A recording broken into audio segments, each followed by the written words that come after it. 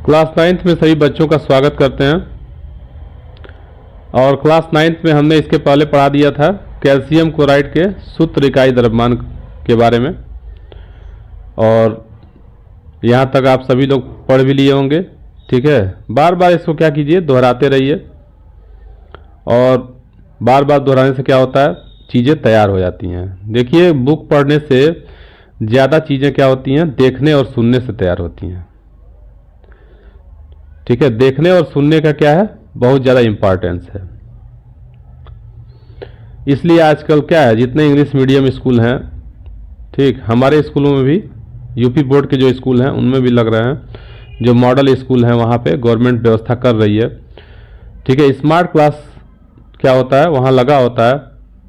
और smart class से क्या है, पढ़ाई बिल्कुल आसान हो गई है। ठीक है, पहले जैसा अब ट्रेडिशनल नहीं रहा। हम लोग तो कैसे पढ़ते थे हम लोग पढ़ते थे तो उस समय इतनी सुविधाएं नहीं थी। ठीक, लैंप जला करके हम लोग रात में 12 बजे तक 1 बजे तक पढ़ते थे, और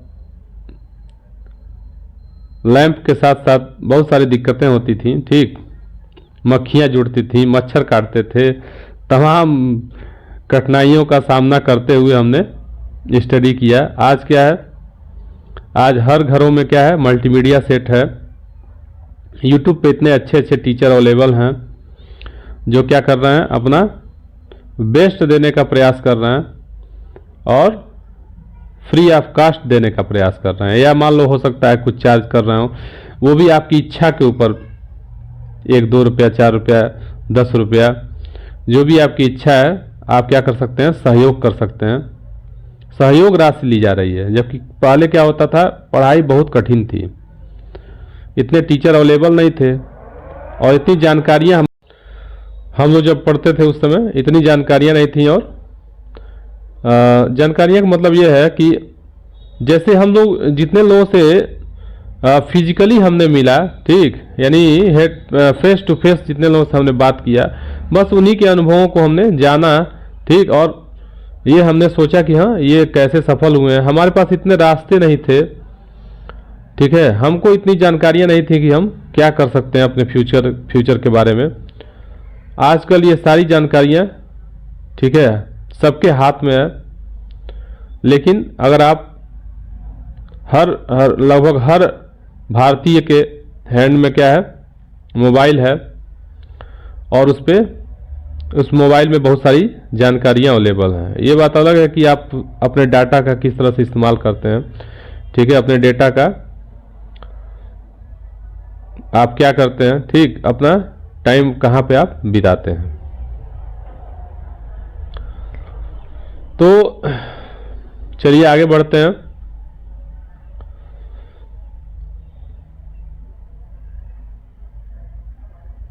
कैल्शियम क्लोराइड तक हमने देख लिया था। एक चार्ट दिया हुआ है, ये चार्ट बहुत ज़्यादा इंपॉर्टेंट है। ठीक है, इसीलिए हमने इसको फोकस किया है और इसको समझाने का प्रयास करेंगे। देखिए, एक संबंध स्थापित कर रहा है, कार्बन परमाणुओं का 1 मोल। सबसे पहला जो दिया है वो कार्बन परमाणुओं का 1 मोल,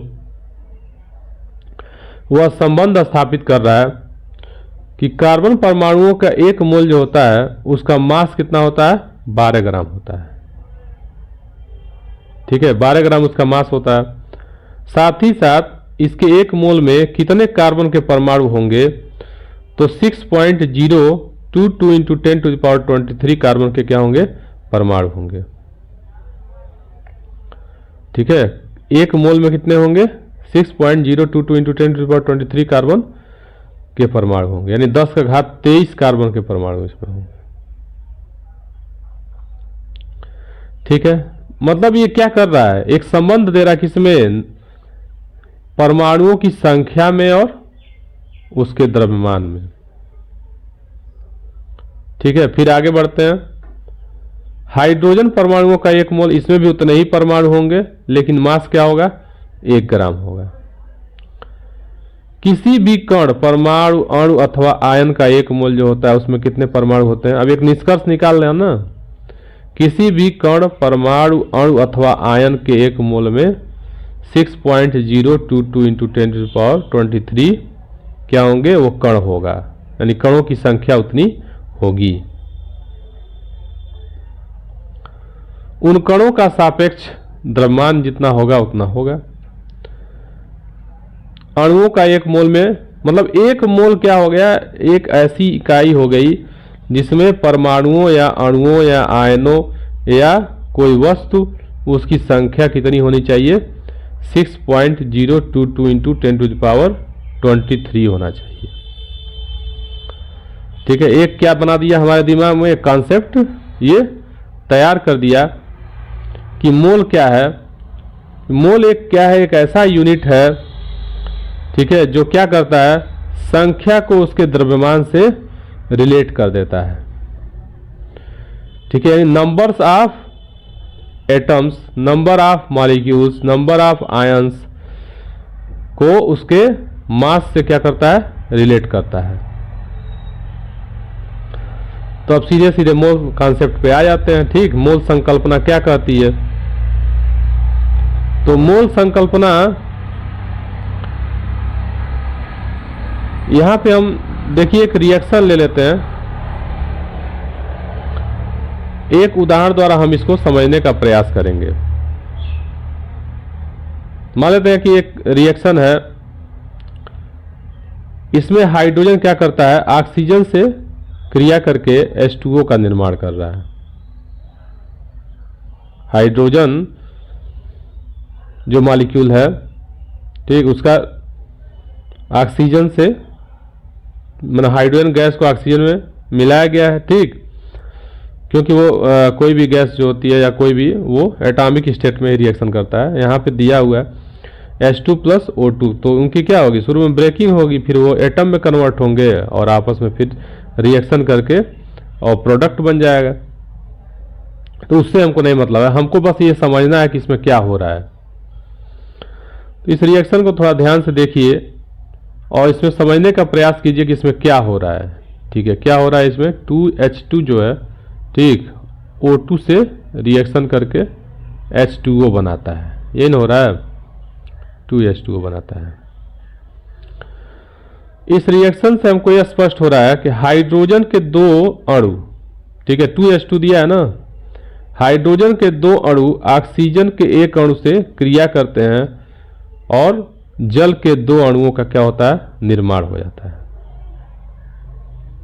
इस रिएक्शन को देख करके हम ये पता लगा सकते हैं। साथ ही साथ इससे ये भी कंफर्म हो रहा है कि हाइड्रोजन का 4 यूनिट, ठीक है, ऑक्सीजन के कितने यूनिट से रिएक्शन करता है, 32 यूनिट से रिएक्शन करता है। हाइड्रोजन प्लस ऑक्सीजन क्या बनाता है, 2H2O बनाता है। तो हाइड्रोजन का 4 यूनिट क्या हो रहा है, एक हाइड्रोजन पे कितना द्रव्यमान होता है, उसका एटॉमिक वेट कितना होता है, 1.008 के करीब होता है, यानी 1 मान लेते हैं। ठीक है, तो 2 दूनी 4, यानी 4 हाइड्रोजन इसमें उपस्थित हैं। तो 4 यूनिट इसका किससे रिएक्शन कर रहा है, ऑक्सीजन, जिसका एटॉमिक वेट कितना होता है, 16 होता है। तो 16 2 या 32, यानी 32 यूनिट से क्या करता है, रिएक्शन करता है। और साथ ही साथ 36 यूनिट जल अणु का निर्माण करता है। इसको कैसे जानेंगे, तो H2O का अणुभार कितना हो जाएगा, 2 हाइड्रोजन है तो 2, और ऑक्सीजन का 16, तो 16 2 18, और 2 मोल H2O है। समझ में आ रही है बात, 2 मोल H2O है, तो 18 दूनी 36 यूनिट हो जाएगा। यानी इस रिएक्शन को देख करके हम ये भी जान जा रहे हैं कि 4 यूनिट क्या होता है, हाइड्रोजन ऑक्सीजन के 32 यूनिट से रिएक्शन करके, ठीक, जल के 36 यूनिट अणु का क्या कर रहा है, निर्माण कर दे रहा है। तो इससे हम क्या कंक्लूजन निकाल रहे हैं, ये 2 जानकारियां हमारे पास हैं। इससे हम ये निकाल रहे हैं कि किसी रिएक्शन को देख करके हम उसके मात्रा का भी हमको ज्ञान हो जा रहा है, ठीक, कि कितना भारानुपात में कैसे ये आपस में रिएक्शन कर रहे हैं, या उनकी संख्या का भी हमको ज्ञान हो जा रहा है कि हाइड्रोजन की कितनी संख्या ऑक्सीजन की कितनी संख्या से क्या कर रही है, क्रिया कर रही है। तो इस तरह से मोल कॉन्सेप्ट लाया गया, ये बहुत ज़्यादा क्या है, इम्पॉर्टेंट है, ठीक। और इनको हम आवोगाद्रो नंबर भी कहते हैं, संख्यात्मक मान। कार्बन 12 समस्थानी के 12 ग्राम में जितने परमाणु उपस्थित होते हैं उतने ही किसी भी परमाणु अणु या आयन के 1 मोल में उसकी संख्या उपस्थित होती है। तो इस तरह से हम कह सकते हैं कि किसी पदार्थ का 1 मोल जो होता है वो 6.022 × 10⁻23 के बराबर होता है। जैसे 1 दर्जन में 12 चीज़ें होती हैं, ठीक, एक ग्रुप में 144 वस्तुएं होती हैं, इसी प्रकार से 1 मोल में इतने क्या होते हैं, संख्या में कोई चीज़ें हो सकती हैं, ठीक है। चलिए, तो इस तरह से हमने मोल कॉन्सेप्ट को समझ लिया है, और हमको लग रहा है कि एक छोटा सा और लेक्चर लेना पड़ेगा, तो समझिए कि ये कंप्लीट हो जाएगा, ठीक है। इसमें भी हो सकता है कंप्लीट, लेकिन थोड़ा क्या हो जाएगा, बड़ा हो जाएगा, तो फिर अपलोड करने में दिक्कत होगा, ठीक है। तो इतना देखिए।